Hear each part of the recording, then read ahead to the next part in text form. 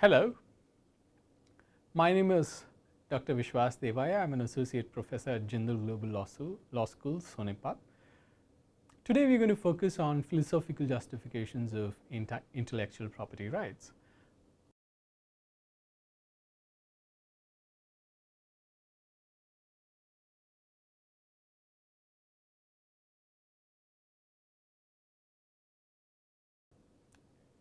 The presentation will be structured. Firstly, we will be discussing utilitarian theory. Secondly, we will be discussing about the Lockean labor theory, and thirdly, we will be looking at Hegel's personality theory.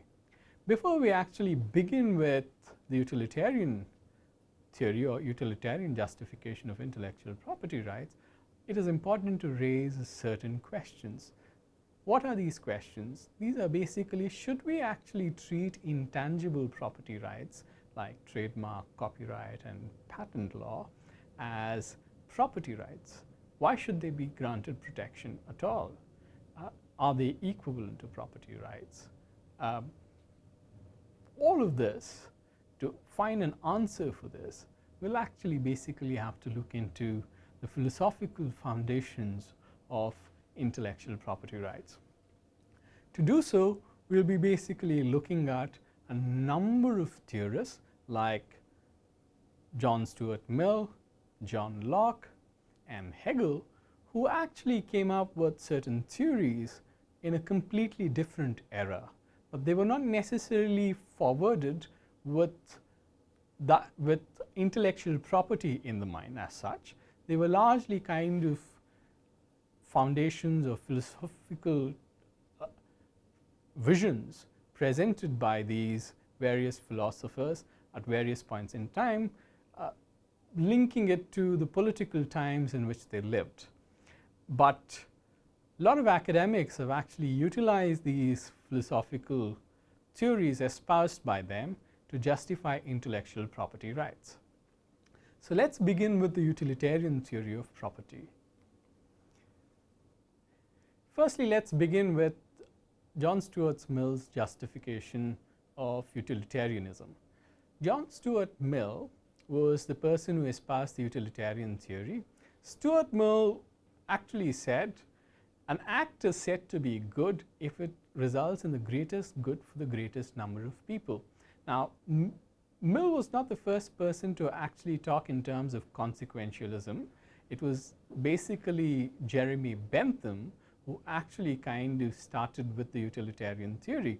But Stuart Mill actually kind of modified and said, an act would always be good if it results in the greatest good of the greatest number of people. Now, how do you calculate whether a particular act is good? Now, Stuart Mill said you have to basically count the amount of happiness a particular act causes and the amount of harm a particular act causes. If you weigh the harm against the happiness, if the happiness outweighs the harm, then basically such an act would be a good act. But if the harm actually outweighs the happiness, then such an act should be discarded because it is a bad act as such. So, as far as Mill's utilitarian theory is concerned, if it results in the maximum happiness of the maximum number of people, then such an act would be good, right? Now, how can you actually use this theory to justify intellectual property rights? Now, Stuart Mill says maximum happiness of the maximum number of people. Now, if you look at intellectual property rights as such, if you look at patent, for instance, take patent as an example. Now, the patent system awards or grants what is called as monopoly to the inventor, and the inventor kind of enjoys a monopoly for a period of 20 years. How could this actually be good for the public? Now, utilitarians would actually say, let's look at a particular invention. Does it actually cause good or does it actually cause harm if we grant a patent? Now, utilitarians would say the end result of granting patents would be actually good for the society. Now, how will they calculate the happiness and harm, basically they look at what is the end effect of actually protecting new inventions. If new inventions are not protected at all, that is, if you do not grant any monopoly, then any person who actually comes up with a new innovation will basically not come forward to tell or announce in public that he has come up with a new invention.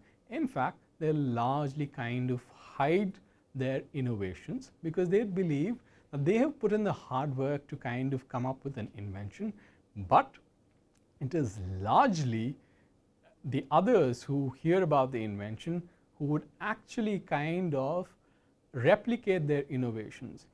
That in the sense basically means if a person has invested a certain amount of time, money, labor in actually coming up with a new invention, a person who actually hears about that invention would actually replicate in a short period of time and possibly make profits.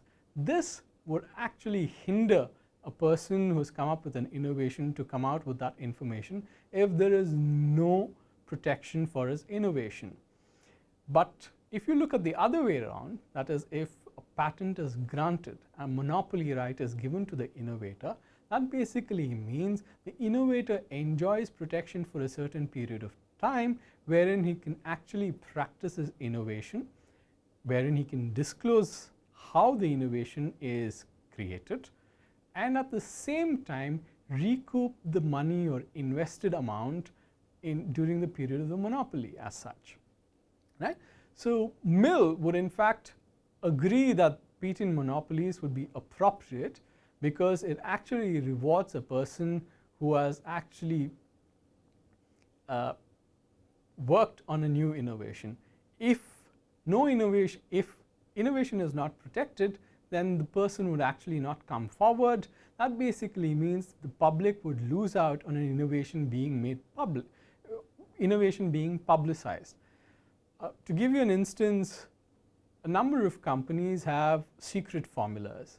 Now, these secret formulas are basically secret because they think that the moment it is actually disclosed, and if there is no protection granted to the disclosure, then others would actually start to make these products and they would also be competing with them in the market, which may reduce their profit or the margins, etc.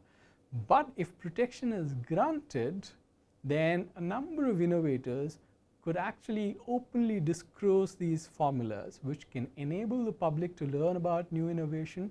It also allows downstream innovators to actually come up with modifications to a new technology as such. Right? So, in effect, the utilitarians would say granting patent monopoly is ultimately a win-win situation because it actually increases the greatest happiness of the greatest number of people. Similarly, the utilitarian theory can be used to justify trademarks as such. For instance, let's take the fact that there is no trademark protection. If there is no trademark protection at all, then people will actually be confused as to which product is sold by which manufacturer. Now, this is a fairly important aspect of consumption because consumers would generally like to kind of buy products which are safe, which are actually maintain a certain amount of quality. Now, if there are no marks on a particular product, then possibly the search costs, that is basically finding out which product is of a quality product, would actually take a lot of time for the consumers. This results in a wastage of time.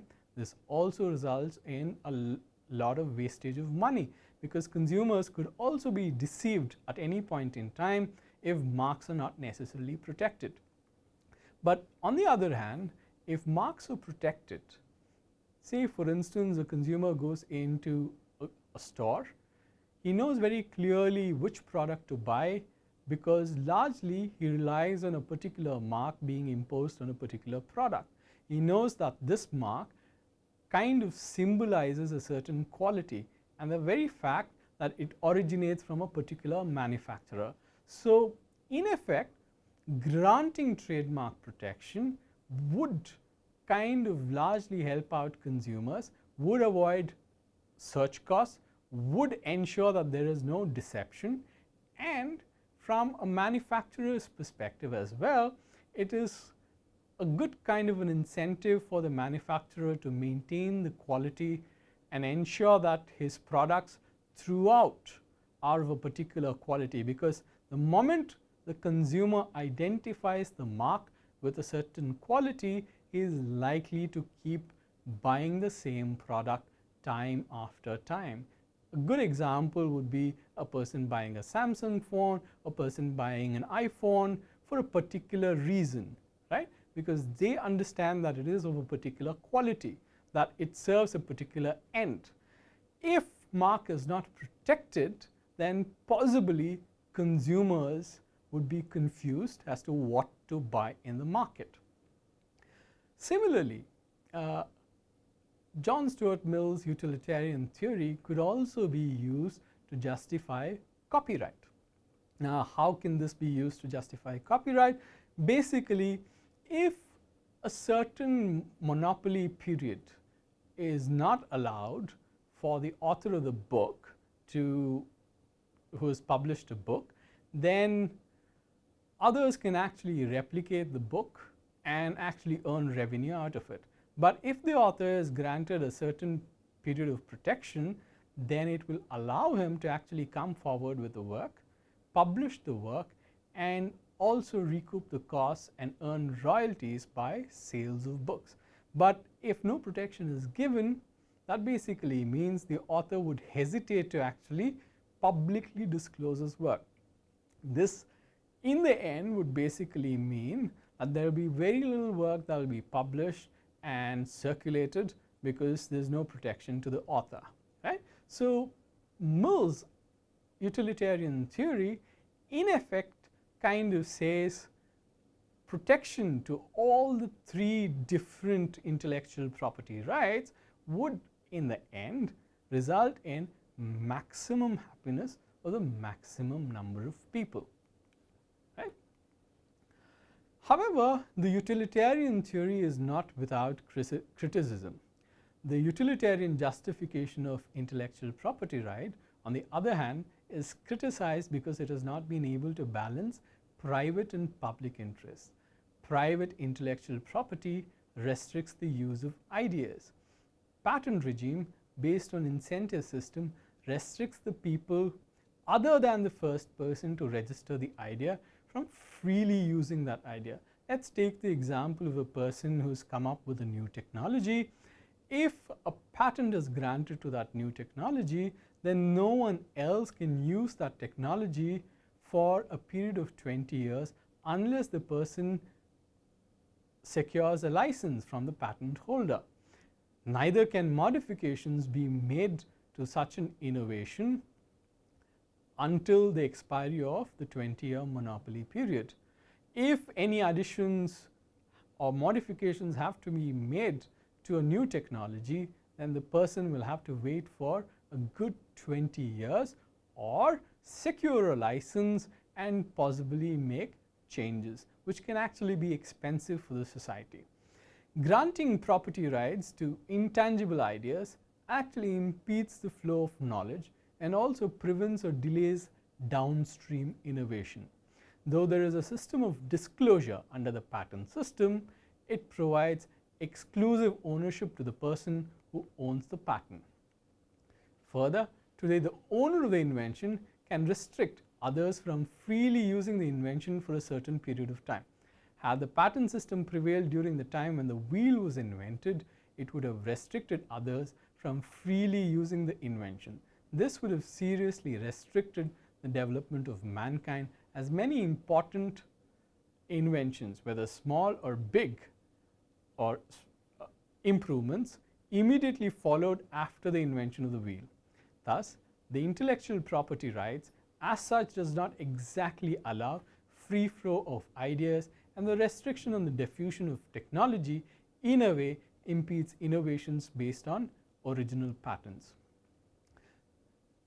Further, there is also a negative effect if it it tends to have on the market as such.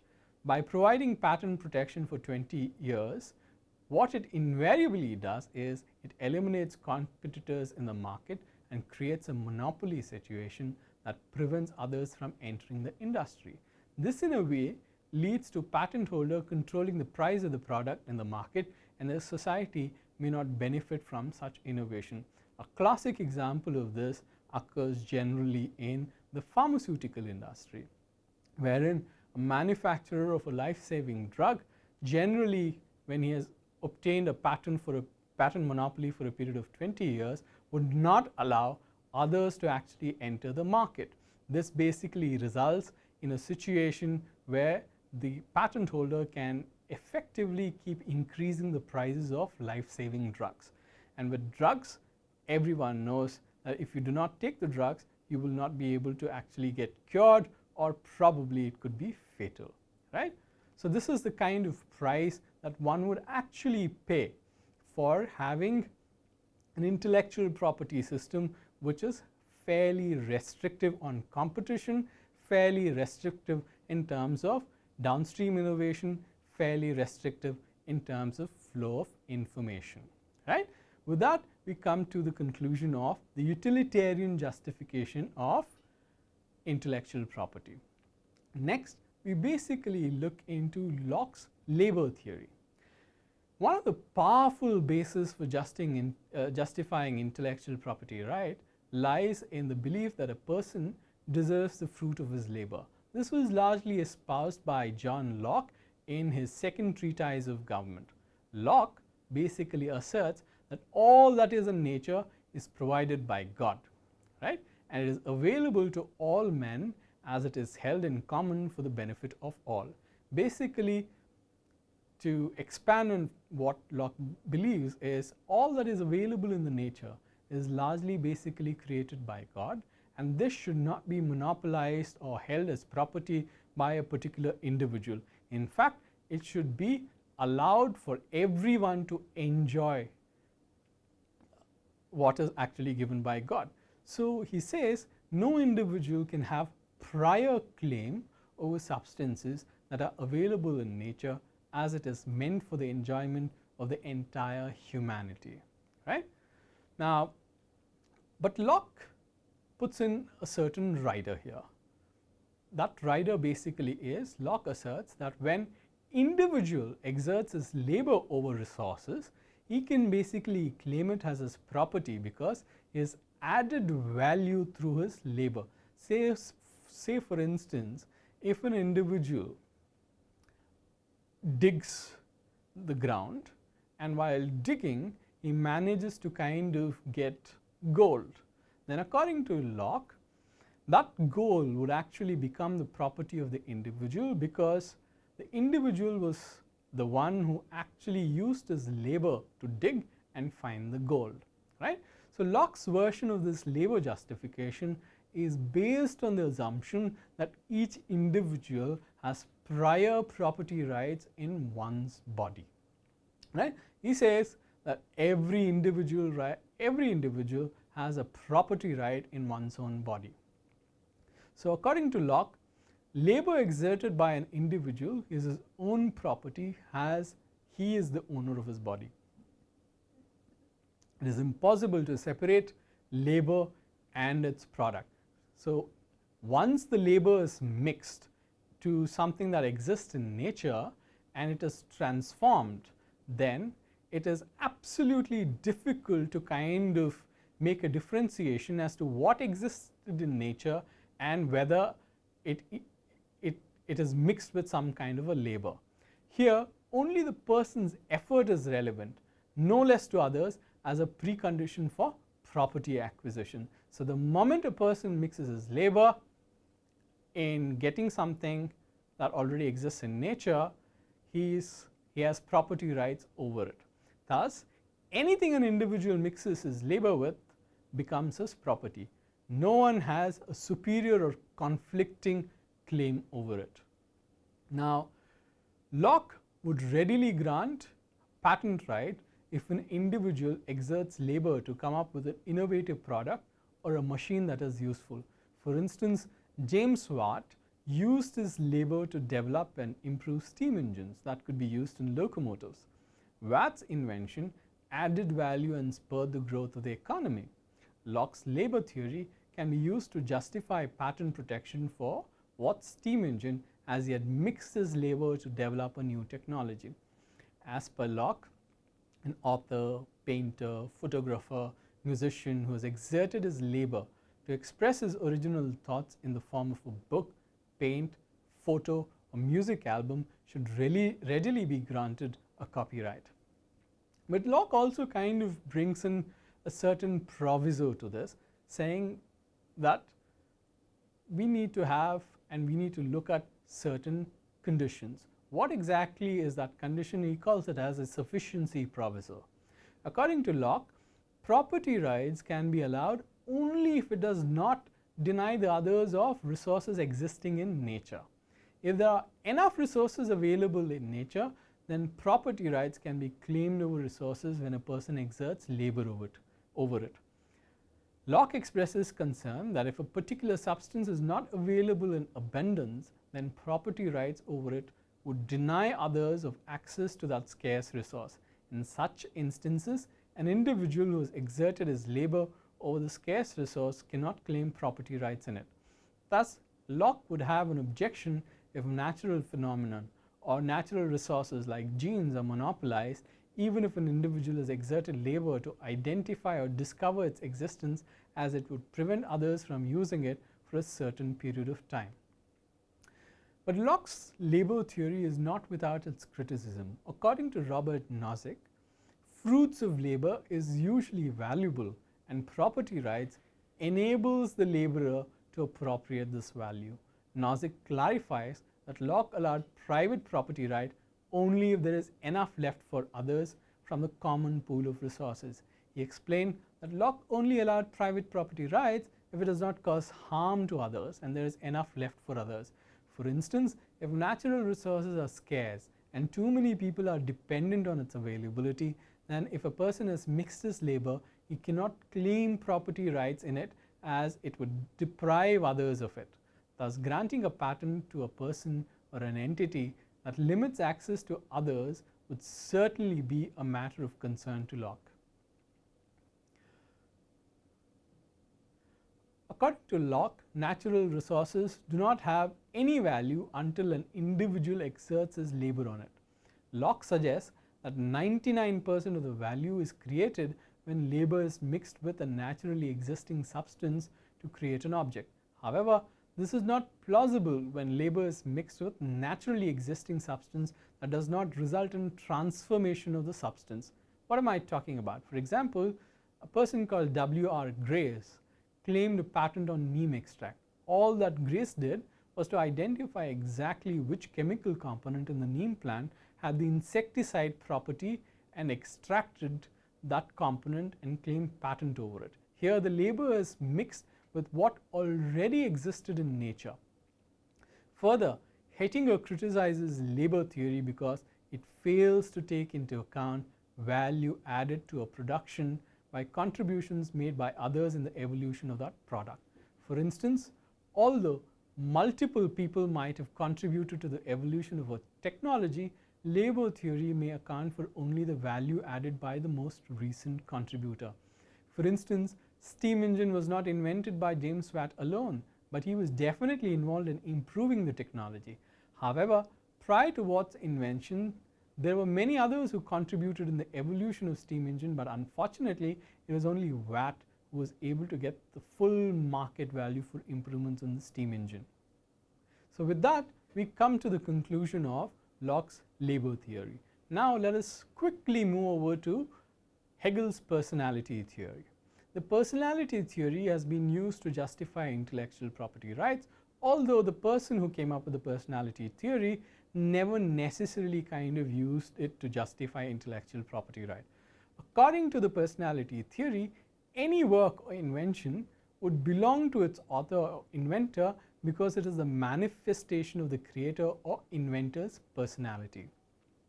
The person who espoused this theory is George Wilhelm Friedrich Hegel in his book Elements of Philosophy of Right. states that the individual's will should be given more importance compared to other elements that make up an individual. He identifies the personality as the will's struggle to actualize itself. According to Hegel, personality is a reflection of an individual's will. Hegel basically gives prominence to the will compared to external property, which is a manifestation of the will. Property, according to him, becomes an expression of the will. According to Hegel, society accepts the external manifestation of an individual's personality as property. Thus, when an individual expresses himself through his work, it is nothing but an external manifestation of his personality. Property rights are vested in the external object purely because it is the resultant manifestation of the individual's will. Labor is the means by which the will occupies the object. Hegel believes that this external manifestation, which is seen as property, cannot be alienated at any point in time, as it is a reflection of the self. Hegel's personality theory can be used to justify claims by authors, musicians, artists, sculptors, photographers in their work. An author's personality is manifested through his or her work. Books written by authors are external objects through which their inner personality, that is, their feelings, emotions, experiences, and imagination, is manifested. For instance, the Harry Potter series is an external manifestation of J.K. Rowling's personality.